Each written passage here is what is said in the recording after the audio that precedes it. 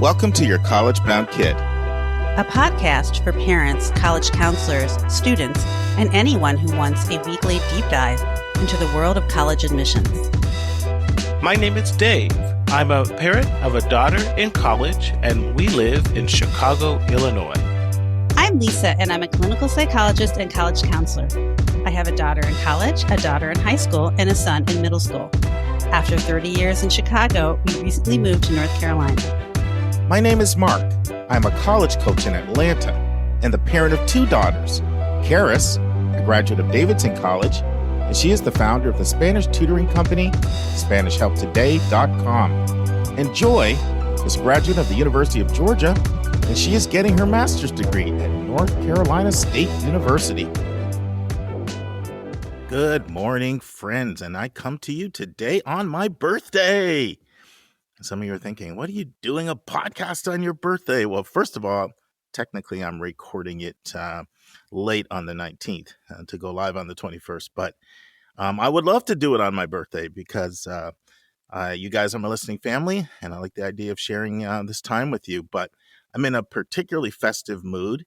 I have a very exciting topic that I'm looking forward to addressing today. So I feel like that's kind of a birthday present, but I'll get to that a little bit later. Today's going to be a little different. You know, in football, quarterbacks call an audible. It's when they change the play up and go in a slightly different direction. And I have to do that today because a couple big major stories in the news. And so I originally had planned on giving you another update from these conferences I've attended, NCAN, Conference, NACAC, and College Board in September and October. But have to call an audible and go in a slightly different direction today. But several announcements I want to share with you before I get to that. Let me go over a few things.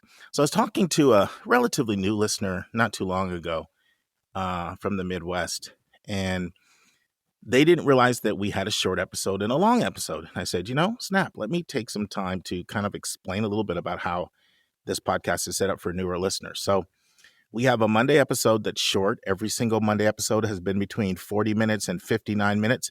I realize that's probably an average podcast length, but it's short for us. And then we have a longer version on Thursdays, which range anything from an hour 20 to 2 hours and 10 minutes. Could be anywhere in there. And what's the difference? Well, on Monday, all we do is announcements and an interview. Thursday, we have all kinds of things. We have one or two admissions tips, admissions vernacular, a big number, recommended resource. Then we talk about a hot topic in the news, a question from a listener, an interview, and a college spotlight. And we have two versions of the spotlight. We have an interview with the senior leader, or one of the members of our staff does a deep dive into a college with some editorializing and letting you know what we think are the strengths and areas of improvement for the college. A little bit about listening. Some people listen all in one session, especially on the Monday episode. But on the longer one, most people stop and start, treat it like a short audio book. There's all kinds of different listening habits. Some listen when they exercise. And we have data on this. The most common thing is when you're driving. And then right up there with when you're driving is when you're exercising or when you're doing chores. Those are the three biggest areas. And then some people just sit down on their table and take notes. But you can listen to the whole episode at full speed. But for those who think, snap, an hour 20 to 2 hours and 10 minutes is a long time. It's not long if people have a commute. They can blow through that one day, depending on what their commute is there and back. But for others, it can be long. So here are a couple tips. If you're trying to get through all our content and your other podcasts you listen to, you can use our show notes and you can look at a menu and you can treat our Thursday episode in particular literally like it's 3 or 4 podcasts, and you're getting a choice, and you can pick the ones that you are interested in by looking at our show notes and jumping to the timestamps that appeal to you based on the description. Or you can play it at 1.25 or 1.5 speed, and you'll blow through it a lot quicker. So those are just a couple tips. Okay.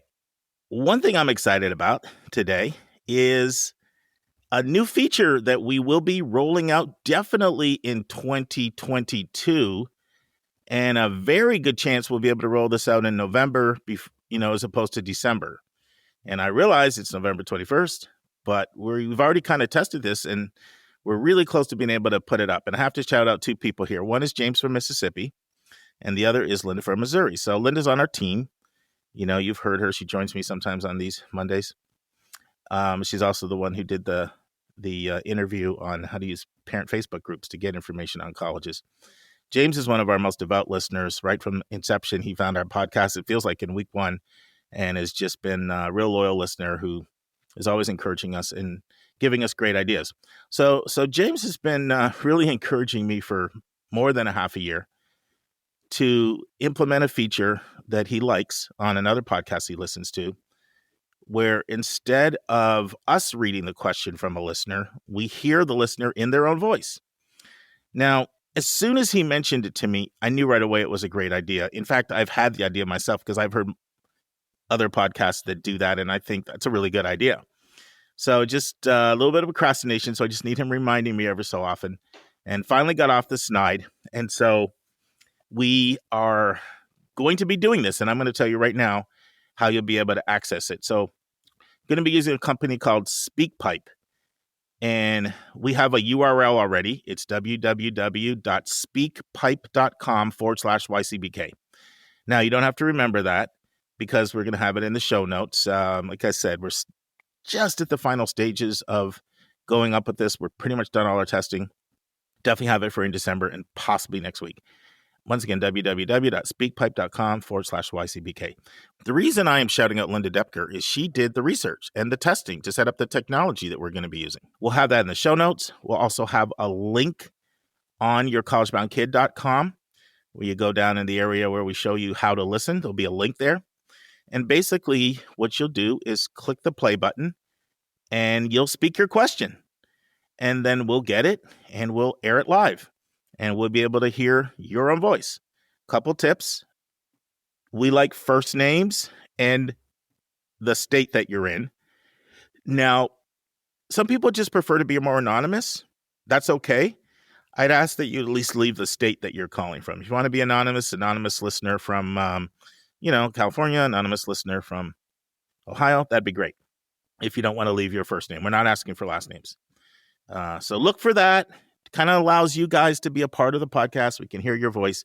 I think it's going to be a nice, fresh new wrinkle, and look for us to roll this out in the next 4 weeks. Okay. A listener sent in a very encouraging email. By the way, please send those encouraging emails in to us. I forward them to all of our team of hosts, and I cannot tell how many times people say, I needed to hear that. That lifted my spirits. That's just what I needed right now. You really make somebody's day when you do that. And I'm going to make a plea for something else I said about a year ago. If you hear an interview you like, please send them an email. You'll make their day. And if you don't have their email, ask us for it. But anyway, so we got an email from a listener, and the listener said, I love the podcast. Won't go into all the details. But one thing that they said was, I really like that section where you say what's grinding your gears. So I said, just for that email you sent, I'm going to give you a grinding your gears on Monday's episode. So here it goes. And I was just talking to another very seasoned counselor this week. I spent a day at a Jesuit high school meeting some students there in Atlanta and met with a very experienced college counselor. We were both sort of commiserating with each other about how this one thing grinds our gears. And here's what it is. So you've heard us talk about QuestBridge before, which is the nation's largest scholarship program for gifted and talented under-resourced students. More than 2,000 QuestBridge students a year end up getting placed at 50 of the nation's most selective schools. So QuestBridge has set their whole program up with their own application and a deadline before the early decision deadline comes out. Okay. QuestBridge has a match program, a binding match program. If you match, you end up going to the school. And they've intentionally set it up in a way where you find out before the early decision deadline. And the reason for that is if you don't get in, then you can turn around and you can early decision to another school. Very smart. So what happens is, students submit the QuestBridge application, and not only do they have their own application, but if they find out they're a finalist for the program, then they go in and they complete the school's additional college-specific questions. So the colleges in the QuestBridge consortium, last I checked, there were 48, but they might have added one or two there. I think they're between 48 and 50 of them right now. they occasionally will send a notice to a student, and they'll say, listen, we couldn't take you through the QuestBridge Match program, but please apply and consider applying an early decision to us. Now you say, why would they do that? Why wouldn't they just accept them through the match? Well, there's one very legitimate reason. Students who are admitted through the QuestBridge Match program have zero parent contribution. Once again, these are under-resourced students, gifted and talented. So there are schools out there that give no merit-based money, right? We talked about that before, about 30 or so schools that don't give any merit money. So if one of those schools matches, and let's say a student has an expected family contribution of $2,000, sort of breaks the policy of any of the Ivies, and a lot of the NESCAC and other highly selective schools, including West Coast schools like, Stanford, Pomona, and some Midwest schools as well, like Northwestern, and, a few other schools in other parts of the country. So they'd be violating their policy because they literally would be giving a academic scholarship when they don't give scholarships. So those schools can only accept people that literally have a zero parental contribution through the match program. So sometimes they'll reach out and say, listen, apply ED. We love what we see. You've seen your application. And then they admit them, and maybe they ask them to pay, $1,000, $2,000, $3,000, whatever the financial formula says that they have to pay based on the need analysis. Okay, good. I love it. All fair game. No issues here.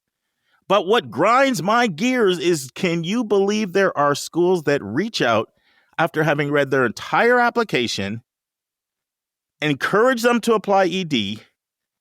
That ED deadline is usually 3 days later, and then they deny them. Why would you do that? You've seen everything. You've read everything. It literally would be like you're a student getting denied and then being told, oh, use this other form. Please apply to us. Use this other form, this other application, and then they deny you again. No reason for that. And sorry, I'm naming names. And a couple years ago, UPenn did this almost ubiquitously. There was an uproar amongst all college counselors. Like, please, can you be any more heartless? So that grinds my gears. All right, I'm in a birthday mood. So let's get to some positive things. Well, before I get to the really, really positive thing, let me share something that's not so positive. So 2 big in the news things I'm sharing today, 2 big items that I think are really important. And that's the reason why I'm not doing the conference update. So the first is not so great. The second is I'm exuberant. Okay.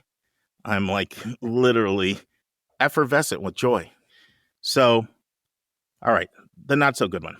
And most of what I'm going to share here comes from KQED, their news staff. So there is a strike going on, and it's a huge strike, and it's with the UCs. Why are they striking? For more pay and benefits. So Saturday marks day 6 of what labor leaders are calling the largest strike in the history of U.S. higher ed. Did you catch that? Today marks day 6 of what labor leaders are calling the largest strike in the history of U.S. higher education. You get a big number today out of me, and that big number is 48,000. Academic workers, graduate students, postdocs, and researchers. Those are the main people. They walked off the job demanding better pay, better benefits, and what they describe as unfair negotiating tactics by the UC. The strike has literally disrupted instruction across the entire university system, and this is happening just a few weeks before final exams. Now, university leaders say they've bargained in good faith and that they've made generous offers. And on Wednesday, one of the UC senior leaders warned that certain demands by the unions were financially unfeasible for the university to consider. But this is the argument from the union workers. They say that you got to give us a minimum salary of $54,000 for graduate workers and $70,000 for postdoc workers and a 14% pay bump for academic researchers. And they say they need that just to reflect the high cost of living. This is where inflation comes in. We already know California is an expensive state. The union's also pushing for childcare subsidies, better health care for dependents, public transit passes, better access for workers with disability, and lower tuition costs for the international scholars. So it's a lot going on there. It's a big story, and I wanted to share it with you. All right, now the birthday story, the one that's got me ecstatic. In fact, we have a text message group amongst the 8 of us on our team that all come on the podcast. So, I'm talking about Lisa, of course, and Dave, and Susan, and Julia, and Vince, and Kevin, and Sylvia. So the 8 of us were all in a text message group, and I texted them like at midnight, hoping they didn't set an alarm off. I was pretty exuberant about this story, and many of you have emailed me the story. So what story am I referring to? Well, we have a big news story here, and it has to do with law schools. I'm talking about major law schools, big time law schools, saying, U.S. News, go pound sand. We're not contributing to your rankings anymore. It started with Yale and Harvard, and that story broke. It was a pretty big bombshell when that broke on Wednesday, saying they wouldn't contribute, and they cite flaws in the way the rankings are determined, and they say we are no longer participating. So let me give a little bit of background on why this story is so important. I'm going to give an example. So one reason why when when some schools went test optional, it spread rapidly like wildfire, is because there had really been a long built up demand for that. So the dam kind of broke. A lot of people were frustrated when they hear this tutor's charging $800 an hour. They're like, oh my goodness, and the stress it was putting kids under. And quite honestly, knowing that they are forced to have to put more emphasis on test scores, either because the public will judge them by it, so it's forcing them to have to take kids because they test high over other kids that they would be more exciting additions to their campus, but they kind of, for marketing reasons, feel compelled. Like if they don't have certain averages, they're going to lose kids, and boards and alumni and faculty and parents and applicants and all the multiple stakeholders are not going to be happy if they see test score numbers go down, and it'll hurt them in ways that they just can't ignore, or they just don't really trust themselves, and they know that, as scores are there, they're going to put more weight on them than they should, and all the various reasons we talked about. I'm not going to go over the reasons why schools have been uncomfortable with scores, but they have been. So when an opportunity came available to not include scores, a lot of schools jumped, right? The dam kind of broke. So what's been happening for literally decades, all the way back to 83 when U.S. News first launched its rankings, is schools have been extremely uncomfortable. And the parallel is this. And you heard me, I've had multiple presidents come on the podcast who have talked about the pressure that they get from boards to have to be high in the rankings, and how it can cause you, if you're not really grounded, to make educational decisions that you don't believe are in the best interest of your institution because of the pressure from the people that you report to that want to see that those rankings move.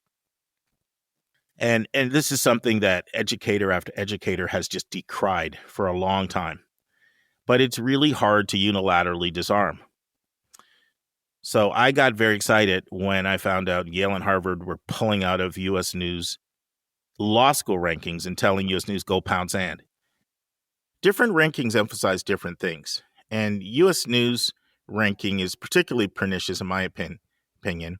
It really emphasizes 3 things: prestige or name recognition, selectivity, and resources and wealth. Now, those things are all valid, but they fall short. Notice there's nothing in there to diversity or social mobility.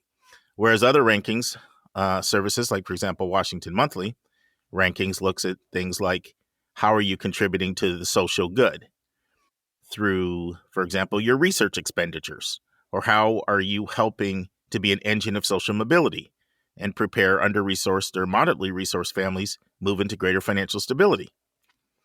So these formulas are highly subjective, and quite frankly, they're all over the place. So U.S. News and World Report staff who are not working in colleges or universities, and they're clueless how their formula impacts the educational experience of students, but they're dictating educational policies to colleges and universities across the country, in effect, because of their power. It would be like someone who has never, ever been to med school or ever done surgery, but now claim to have the knowledge to know how to do heart surgery on you and start operating on you. It's ridiculous. Just because, I know we talk a lot about Yale and Harvard. We do talk about them too much, but I also know the position that they have within the higher ed landscape. Same for the University of California. Certain people are just big players, and they change things.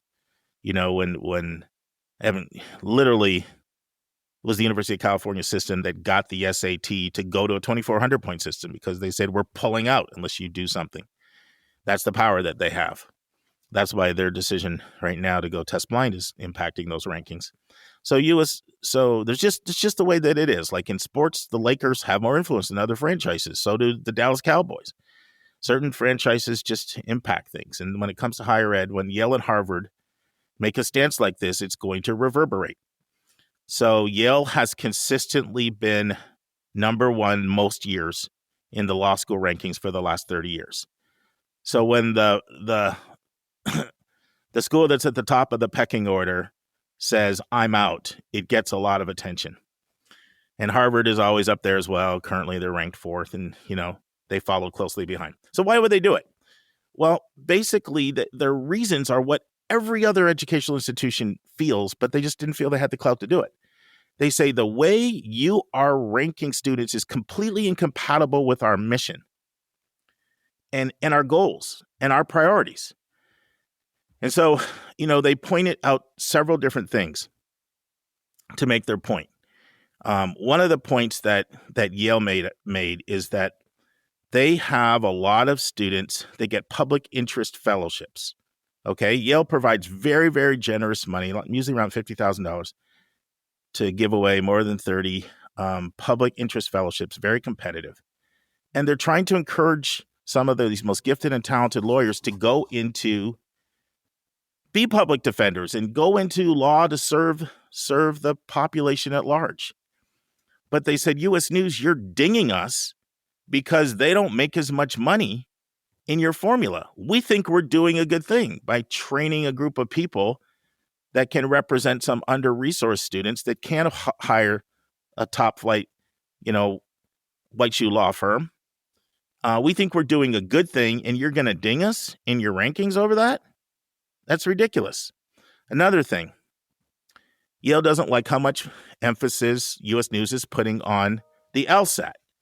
And one of the reasons why they don't like that is because we know test scores are highly correlated to income, race and family, and education.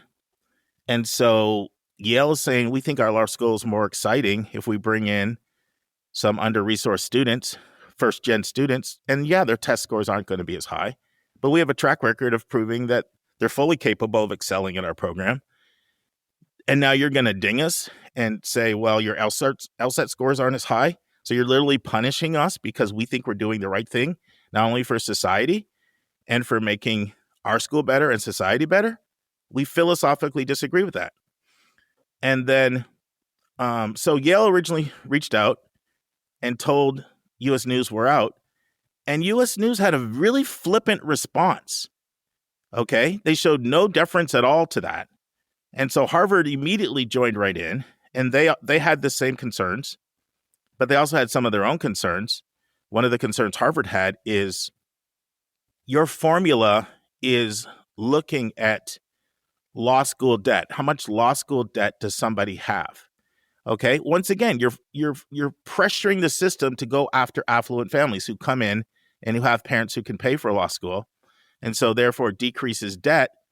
We think that we should take a more diverse student body, and you're dinging us by saying, well, some of those families end up with some more debt. And therefore, once again, your formula is not compatible with our formula.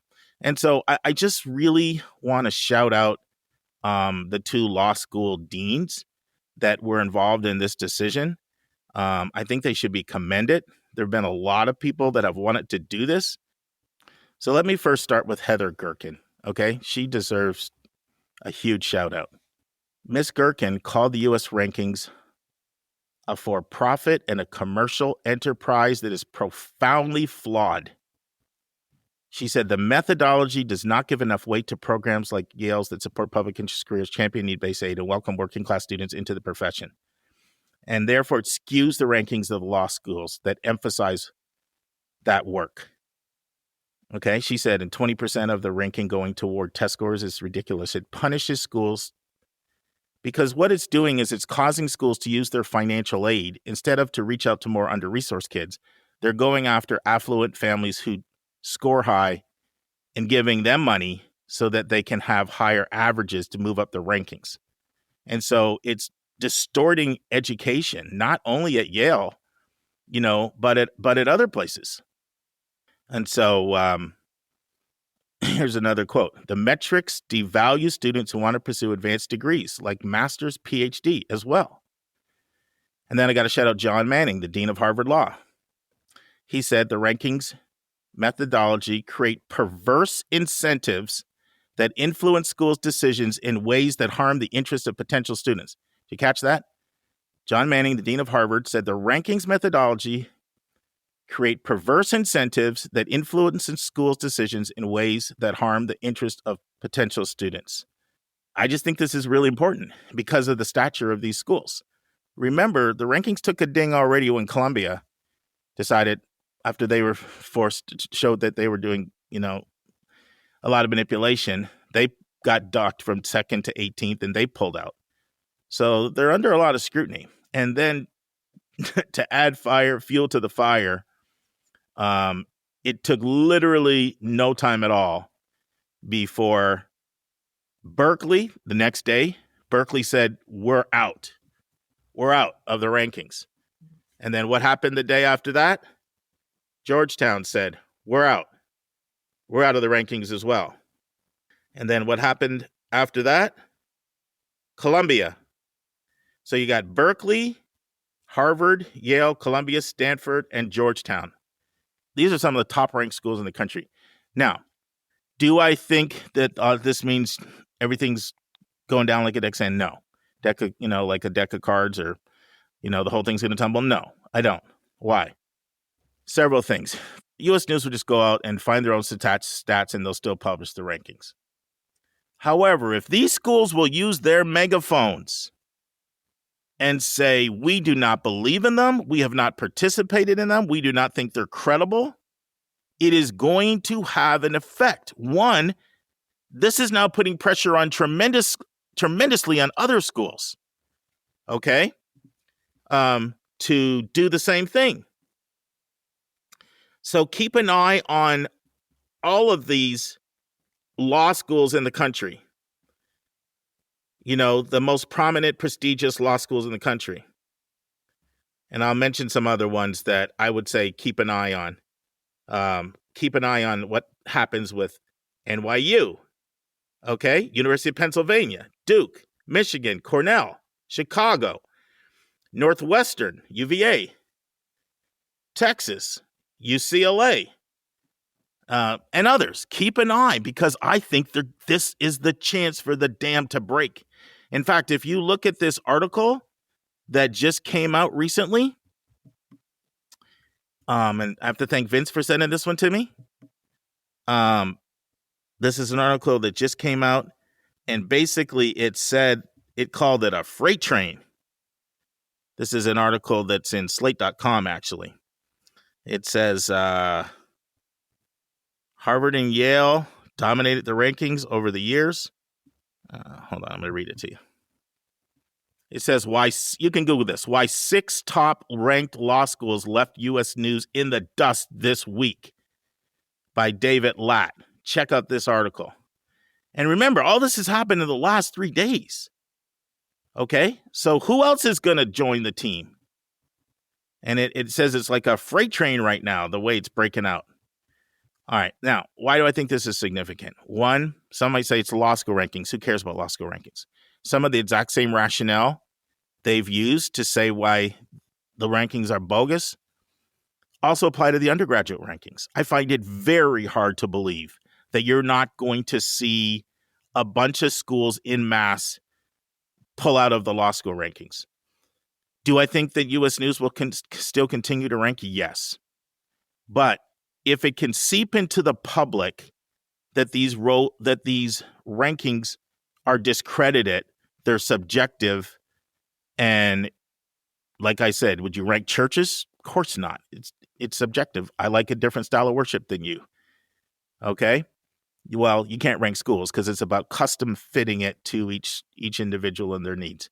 And to the extent to which they get discredited, it will be a huge, huge, huge service. Not only will it decrease pressure, but it will force schools not to have to align their priorities with what these rankings say, even when it goes against what they believe is in the best interest of their institution. So keep an eye on this space.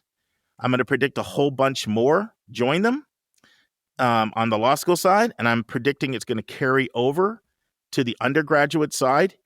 And when they leave in mass and the public says, why is everybody not participating? And the people that are at the top not participating, it has an effect. How do I know it has an effect? In our counseling practice, we have a question: how important are the rankings to you on a scale of 1 to 10? And in the last 2 years, I've noticed more people give an answer. The rankings, they're totally subjective. It's not about, what somebody else tells me is right for me. It's about me finding the right fit and match. They're manipulated. I don't trust them. I see more of those answers. So it can have a big impact. And so watch this space. And guess what? Thank you, Harvard, Yale, Berkeley, Georgetown, Stanford, and who knows who else will be in that group by the time this goes live on Monday. At the rate the freight train is leaving the station, there could be 2 to 3 more than that. But thank you, because you guys just gave me a great birthday present. And now this week's interview with a special guest.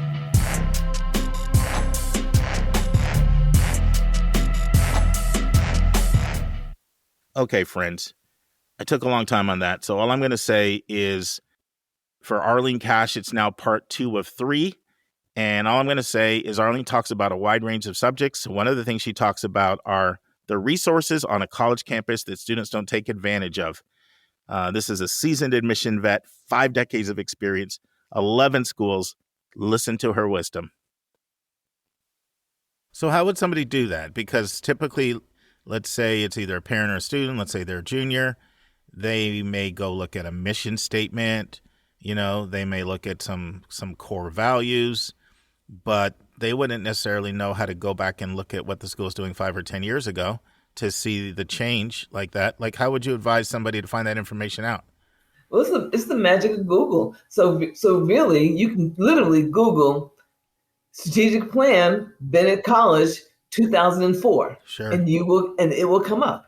So the good news is that you can go back and see these things, and you don't need to be the whole strategic plan to see this, but maybe looking at the executive summary, something like that might be helpful. But also, if a school has core values, it's important to see if they go back, are they changing them every year? I used to work at Guilford College, and at Guilford, there was a big conversation about changing the core values, and they eventually decided not to do it because those are the core values. I mean, core means something. These are the things around which everything is built. So, No, I love how you're intertwining all these examples in. It just makes it so tangible. So I know, Arlene, you've worked mostly at predominantly white institutions, PWIs, but you've also worked at multiple HBCUs, and within the Black community, there's often that big debate, PWI versus HBCU. So how would you describe the difference of the two experiences? And talk to us a little bit about how HBCUs are changing, because the HBCUs are not the same as they were, 20, 30 years ago. Mark, that's the truth.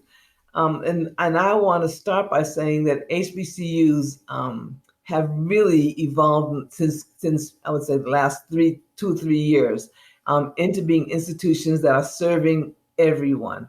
I cannot think of a better example than Morgan State University in Baltimore, Maryland. And I've never worked at Morgan, but I've worked closely with Morgan, and I have many colleagues and friends and family, as a matter of fact, who are very closely connected to Morgan. And if you look at their evolution from 10 years ago till today, if you look at their campus, if you look at their funding source, so if you think about the fact that all of these schools, every HBCU was started because African American students could not get into predominantly white institutions back in the 1800s and early 1900s. It was almost impossible for them to get in. And for those who did get in, they found themselves as the only one, the only person of color at that school, and often ostracized and left out of things and left away from the resources of the institution.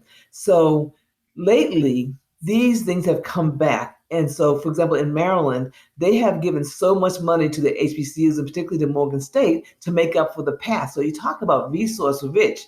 This is a school that has really benefited from this because of all of the state money that is now pouring into these schools. And there's a new rule that says another school can't have a new program if the HBCU already has it. So there's lots and lots going into them. What students need to realize, I think, and families actually making a choice is it right for me? Now, I will tell you a personal story. I have 3 sons. I have 2 sons that are Morehouse men, and one is a graduate of the University of Maryland, Baltimore County. Now, Dr. Freeman Hrabowski was at the University of Maryland, Baltimore County. So no, it was not an HBCU, but I don't think there's any other PWI more focused on African-American success in the STEM area than University of Maryland, Baltimore County. Dr. Hrabowski was laser focused on making sure that these young students, particularly young men, had opportunities to not only just survive, but thrive in the area of sciences. So my 3 sons had very different objectives. One of them really wanted a culturally rich experience. One wanted to stay close to home, and the other one wanted to find this experience where there was great diversity, strong sciences, and a little further from home. You have to look at your child as a parent, look at your child and think about what do they want to do. When I was at Spelman College, I remember asking a young woman if she wanted to do study abroad, and she said, absolutely not. She said, I can go abroad after I graduate. I will never have the opportunity to spend time in an environment where my faculty, my staff, my colleagues all have a cultural background and have a focus on my success, like I do here at Spelman. She said, I don't want to have one moment away from this. And so she came from a suburb where she was literally the only student of color in all of her AP classes. And when she came to Spelman, it was just such a breath of fresh air for her to be with so many other smart, motivated young women. So it just depends on what you need at that time in your life. You know, for her, she just needed that cultural support and that cultural affirmation. Other students may feel as though I just want to be I want to be at a school next to a male school. So that has the Morehouse Spelman connection. Or a student may want to be at a school that is really on a beautiful campus like Bennett College. So it just depends on the student. And it depends on what's important to them at the time. You will get a fine education no matter where you go to college, honestly. It's the experience that comes around that education that really will be the distinction between what you get out of a school at one school versus any other school. Thank you for that. Let's talk about admission practices. How have you seen them change over, your career? And what are some of the things that you're seeing now that just were not around before? And do you like these trends or not like these trends? Just kind of take that where you want to go with it. Sure. Well, you think about admissions trends, you think people often think about the sort of core factors that we use in making admission decisions. So you think about the high school transcript, the SAT or ACT scores, letters of recommendation, the interview.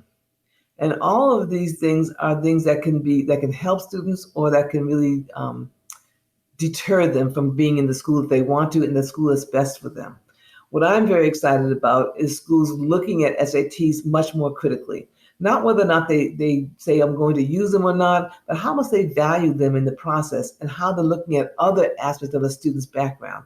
I'm really excited about the fact that now we can look at a student's, the kind of school that the student went to that may be under-resourced. And so maybe that student did not have access to AP courses like other students in the applicant pool. And that's now being taken into consideration.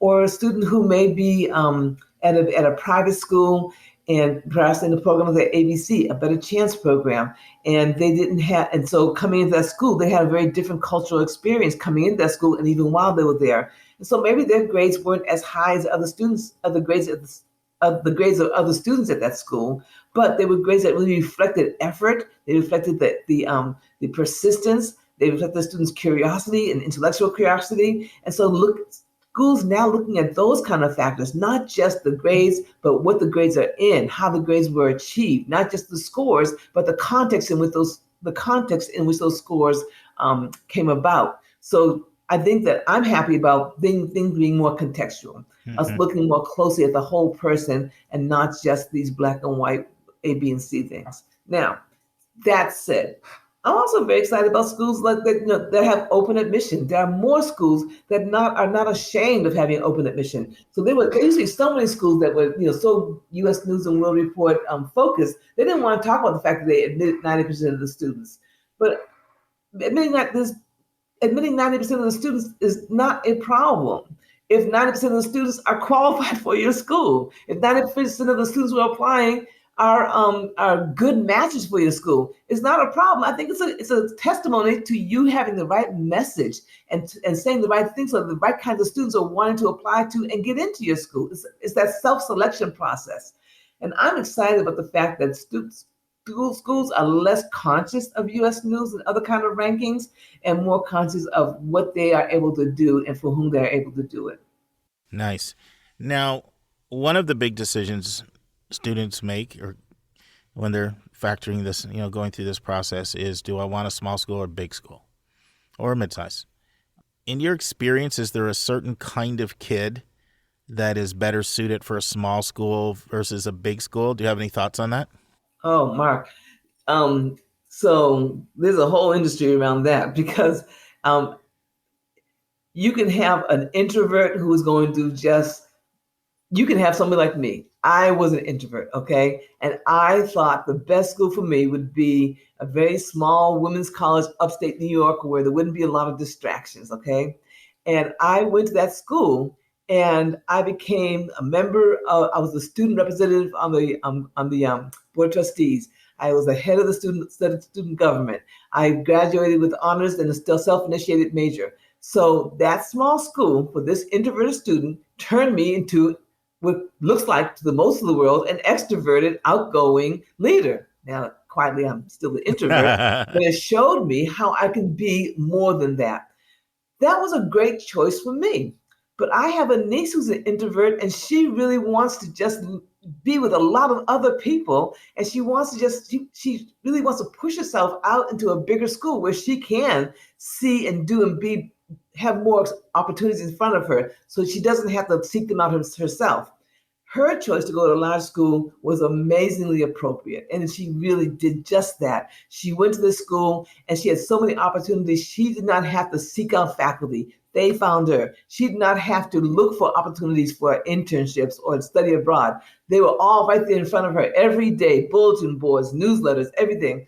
She had already learned how to not be overwhelmed by choices. And so she had lots of choices, and it was a perfect school for her.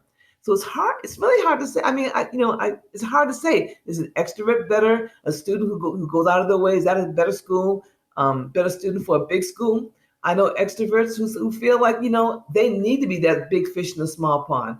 I also know introverts who feel like I need to be at a big school so I can just hide in the corner and nobody will see me and I can just go through my classes. So I guess that's a long way of saying no. I liked how you said that. I don't think there's one kind of student that goes into one kind of school.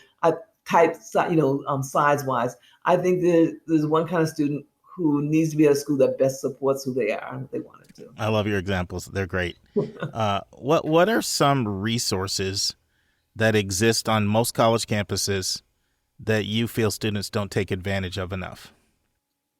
Career Resource Center. Why does everyone wait until the senior year to go to the Career Center? I say go there week 2, okay? Go to the Career Center week 2.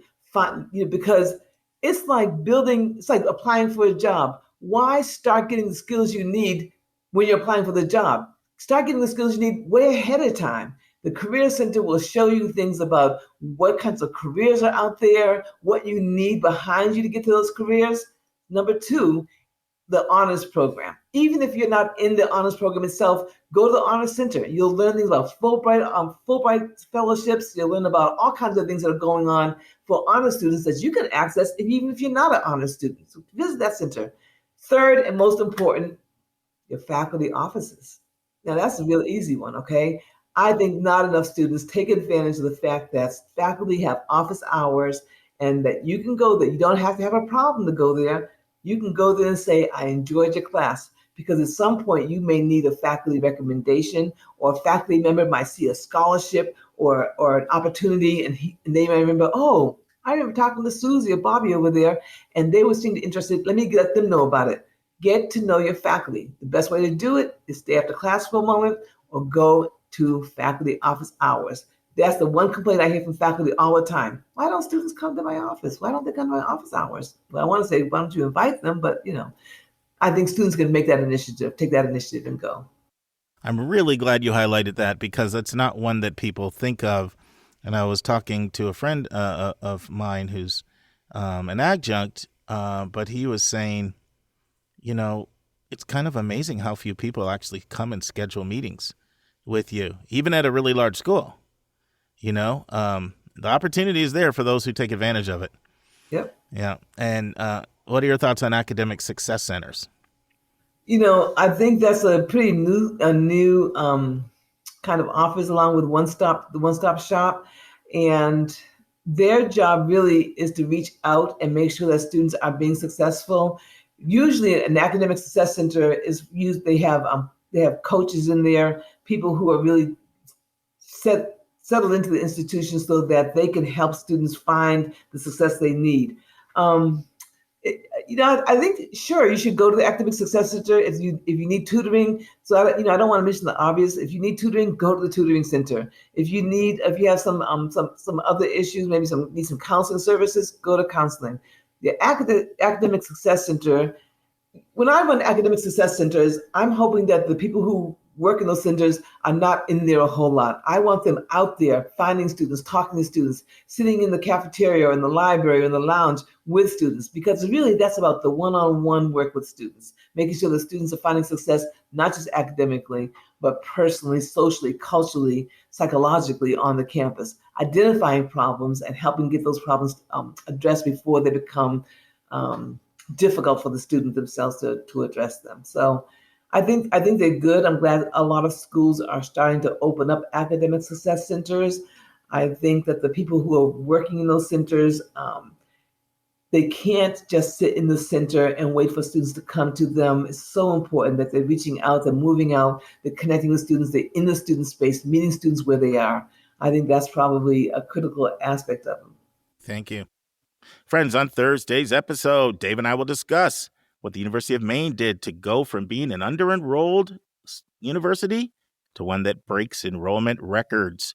Lisa and I will continue our conversation about how you can know if a school that claims to be test optional really wants test scores. Miljan Trulove, the VP and Dean of Admissions at Reed College, will continue to discuss why Reed refuses to participate with U.S. News & World Report rankings. You think I timed that to coincide with the law schools, but it was just fortuitous. And there'll be no college spotlight, but we hope that you'll join us on Thursday's episodes. And friends, heard a quote recently. I really like this quote. It's a new quote for me.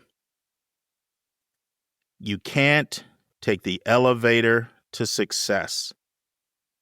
You have to take the stairs, but the stairs are always open. Think about that this week. See you on Thursday.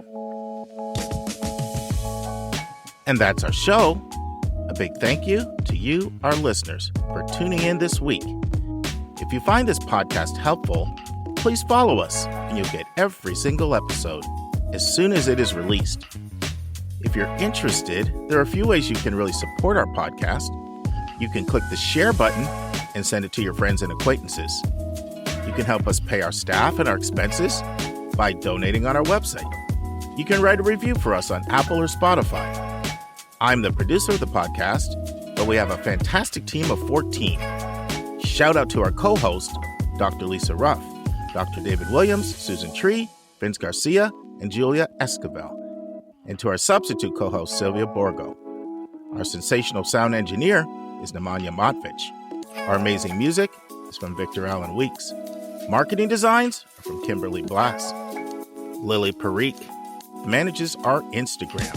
Our image editor is Talha Khan. Joy Stucker does our website episode updates. And our webmaster is Stelianos Dimitriou. If you want to have a coaching session with Lisa or me, just text me at 404-664-4340. If you have a question you want us to answer, or if you have a recommended resource or article you think we should discuss, just send it to questions@yourcollegeboundkid.com. By the way, check out our website, where you'll find lots of content that is not on any podcast app. Our website is yourcollegeboundkid.com. If you want to learn about other hot admissions topics, follow us on Twitter at YCBK Podcast. We think of you as our listening family, and we look forward to meeting again with you every single Thursday.